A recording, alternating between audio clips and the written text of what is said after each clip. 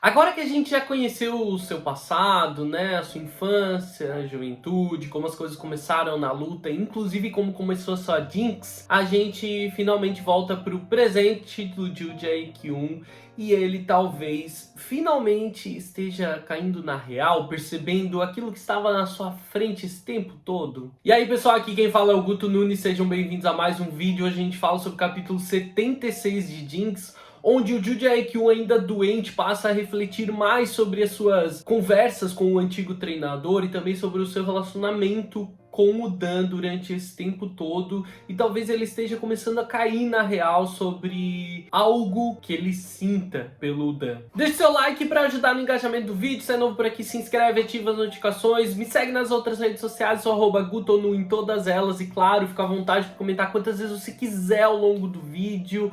Né? Agora a gente fala sobre o capítulo 76 de Jinx. O Jae-kyun tá sozinho ainda, ele já tá há um tempo assim, né? Ele tá de cama, sofrendo muito por causa do, sei lá, resfriado, gripe que atingiu ele. Ele tá bem doente assim.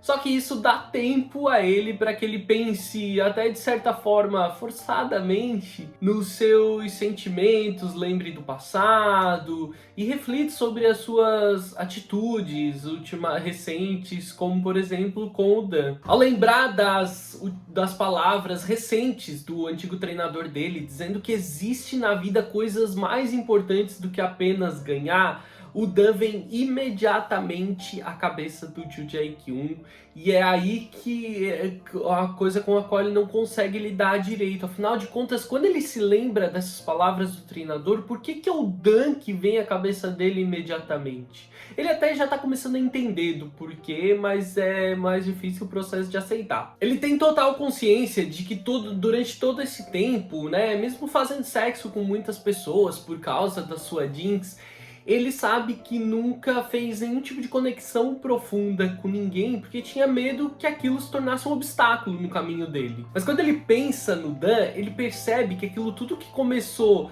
apenas como uma curiosidade, né? Depois que ele conheceu o Dan a primeira vez, ele percebe que se tornou num desejo insaciável de possuir o Dan. Ele entende que fez questão de ter o Dan por perto depois do rapaz ter tido um papel essencial na sua sequência de vitórias, e ele manteve o Dan por perto basicamente como uma ferramenta para manter isso. E foi o Dan falhar nesse papel dele, ou se mostrar frágil em algum momento, que aquilo simplesmente deixou o Jiu Jae-kyun muito furioso. Mas agora ele finalmente cai na real de como ele estava errado, porque nesse tempo todo pensar em como o Dan chegou naquele estado tão frágil, né?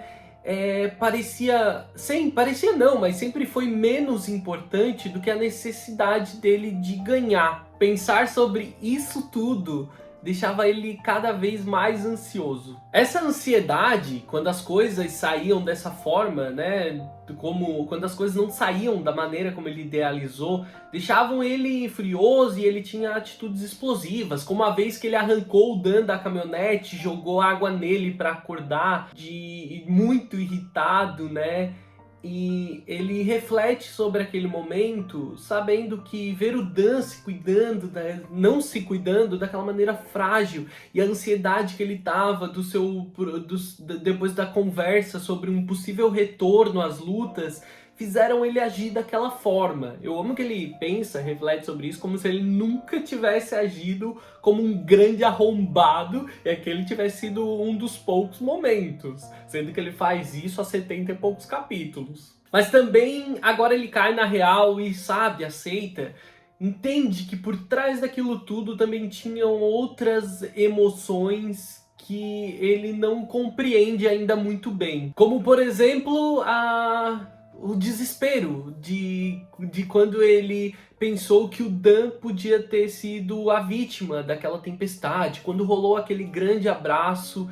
Ele entende que por trás de toda aquela ansiedade explosiva e violenta que levaram ele a vários momentos onde ele tratou o Dan muito mal, no meio disso tudo também existiam emoções que, por mais que na época ele não conhecesse, não entendesse tão bem, Ele sabia que elas existiam, ele sabia que aquilo estava ali. Como eu disse, como o desespero, o medo de ter perdido o Dan naquela noite. Sentir aquele medo naquele dia, naquela noite, revelou para ele muitas emoções que ele vinha sentindo até aquele momento. Muitas emoções que ele vinha negando esse tempo todo. Emoções que estavam escondidas por trás de toda a frieza e a violência como ele tratava o Dan. Ficar pensando nisso deixa ele ainda mais exausto. E além de estar doente, ele sente agora que a cabeça dele vai explodir porque está sendo consumida por isso. Mas é inevitável, ele não consegue deixar de pensar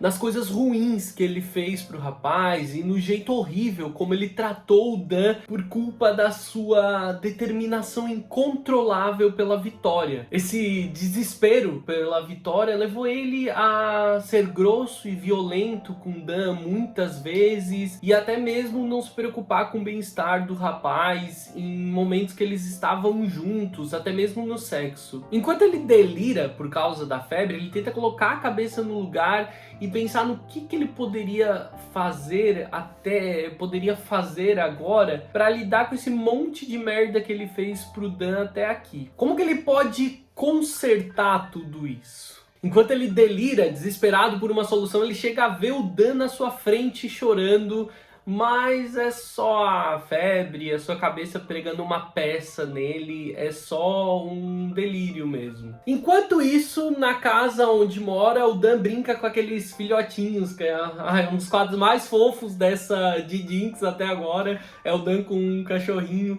Ele brinca com os filhotinhos e o homem que mora na casa convida ele para jantarem juntos naquele dia. E o Dan topa, né, se propõe a voltar mais cedo do trabalho e tal, e o homem sugere que ele deveria chamar o seu amigo, o Jae-jung. Eu amo que ele nunca consegue dizer, ele nunca acerta o nome de Jae-kyung, isso é simplesmente muito bom. E ele sugere que deveria chamar o amigo dele. Ele se pergunta, inclusive, se o rapaz não voltou pra Seul, porque ele não vê o Jae-kyung, né, o Jae-jung, desde aquela noite na tempestade, e o Dan sugere que ele ainda deve estar por perto, porque ele vê o carro dele estacionado na casa onde ele está vivendo. O Dan lembra de ter visto ele no hospital doente alguns dias antes, né, quando eles se esbarraram, e ele também percebe que depois daquele dia ele não voltou ao hospital mais nenhuma vez. Então, né, ele se compromete a passar na volta do trabalho para ver se ele tá em casa e também para convidar ele.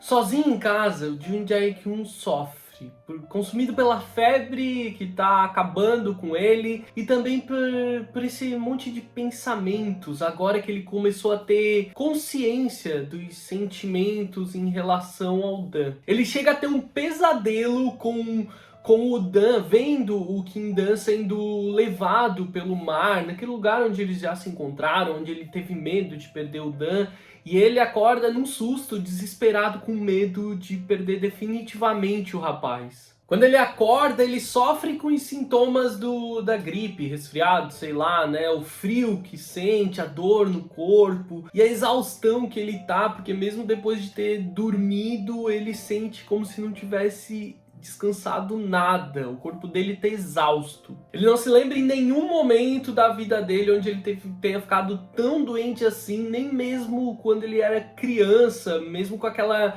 infância desnutrida que ele teve. Talvez, além do próprio corpo doente, seja a mente dele refletindo no corpo e dando algum sinal para ele. Ele volta a ter um vislumbre do Dan e mesmo acreditando que seja apenas uma alucinação, ele dessa vez segura o rapaz e pede que ele pare de ir embora. Para surpresa dos dois, dessa vez ele é real. O Jae-kyung se assusta naquele momento, surpreso por nessa vez ser o Dan de verdade, e o Dan fica completamente confuso com aquilo tudo. O Dan conta que como ele parecia meio doente da última vez que viu ele decidiu passar para ver como o Jae-kyung tava e claramente percebe que ele não tá nada bem. Inclusive ele percebe que ele não melhorou nada, que ele nem mesmo trancou a porta da casa, né? Foi assim que o Dan entrou sozinho. Então ele sai do quarto dizendo que já volta e o Jae-kyung fica ali com uma cara de otário, solitário, meio que uma mistura de muitos sentimentos, atordoado pelo fato de que aquele Dan era real,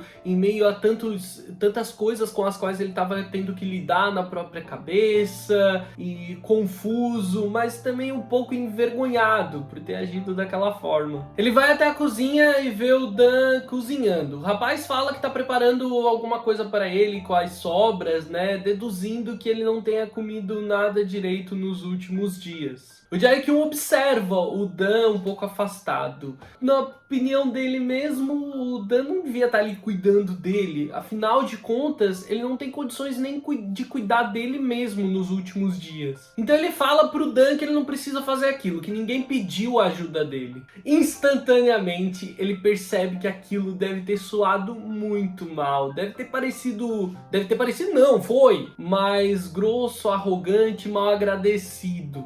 Só que, no fundo, ele só queria meio que dizer que o Dan devia era estar preocupado com ele mesmo, cuidando dele mesmo. Antes que o Joo Jae-kyung possa se explicar, o Dan responde... Ele sabe que ninguém pediu aquilo pra ele, mas que é uma sensação muito ruim tu estar doente e estar sozinho, não tem ninguém pra cuidar de ti naquele momento. E ele garante que assim que ele terminar de cozinhar, ele vai embora. Nesse momento, o Joo Jae-kyung foi completamente derrotado. Mesmo depois de tudo que ele fez para continuar vencendo e vencendo, mesmo depois de toda a merda que ele falou, fez pro Dan, a maneira escrota como tratou ele. Ele via o afastamento do Dan quase que como uma disputa e estava fazendo de tudo para vencer ele. Ele enxergava aquilo quase que como uma luta para ver quem iria desistir primeiro e se render ao outro novamente. Mas então ele finalmente percebeu que não tinha como ele vencer o Dan. O Dan derrotou ele e aquela derrota era clara e inquestionável. O Jae-kyung nunca teve a menor chance de vencer o Dan nessa disputa que ele criou na cabeça só dele. O jeito puro, gentil e dedicado dele, mesmo com o Joo Jae-kyung, que é uma pessoa que sempre tratou ele de maneira completamente escrota, é imbatível. E foi esse jeito, né, essa personalidade incrível e acolhedora do Kim Dan que derrotou definitivamente o Jae-kyung. E a gente finalmente chegou no momento onde o Joo Jae-kyung aceitou definitivamente a sua derrota. Aceitou definitivamente uma derrota, sem aquela sede desesperadora por lutar de novo. Ele sabe que na luta entre ele e o Dan, ele nunca ia sair vencedor. Esse é o início de um momento completamente diferente e novo em Jinx. E como eu já comentei aqui no vídeo passado, eu entendo que as pessoas possam não gostar de como essa nova etapa de Jinx vai ser, mas é inevitável entender que a gente leu Jinx para chegar nesse momento, que pro bem ou pro mal, o Jae-kyung seria derrotado pelo Dan. Então assim, eu tô muito curioso por essa nova fase, porque definitivamente essa sempre foi a proposta narrativa da história que a autora vinha trazendo. Então é isso, eu tô bem ansioso pelo capítulo 77, eu espero que vocês tenham gostado do vídeo, eu vejo vocês no próximo vídeo, um grande beijo, tchau, tchau!